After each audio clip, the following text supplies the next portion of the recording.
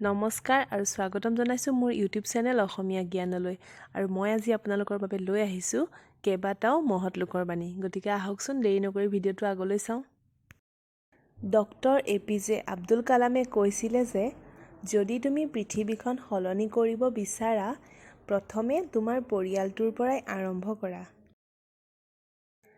ঈশ্বৰচন্দ্ৰ বিদ্যাসাগৰে কৈছিলে যে মা দেউতাৰ সেৱাই শ্ৰেষ্ঠ পূজা আৰু সন্তানৰ প্ৰধান ও পবিত্ৰ কৰ্তব্য।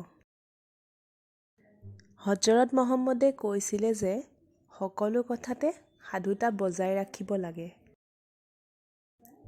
আব্ৰাহাম লিংকনে কৈছিলে যে জগতত জীয়াই থাকিবলৈ প্ৰেম আৰু সাহসৰ অতি প্ৰয়োজন। সত্যনাথ বৰায়ে কৈছিলে যে পঢ়নৰ পৰা দূৰৈৰ মাণিক হাততে পোৱা যায়। মহাত্মা গান্ধীয়ে কৈছিলে যে ভিক্ষা কৰাৰ কথা কেতিয়াও মনলৈ নানিবা।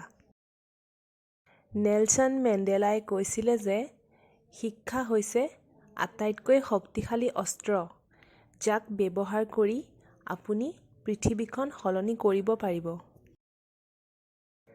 মহাবীৰে কৈছিলে যে মানুহৰ প্ৰকৃত পৰিচয় জন্মলৈ নহয় ধৰ্মলৈহে।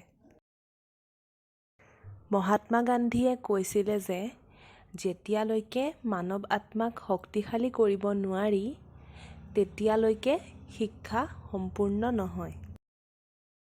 স্বামী বিবেকানন্দই কৈছিলে যে কৃতকাৰ্য লাভ কৰিবলৈ হ'লে ভীষণ অধ্যৱসায় আৰু প্ৰবল ইচ্ছাশক্তি থাকিব লাগিব।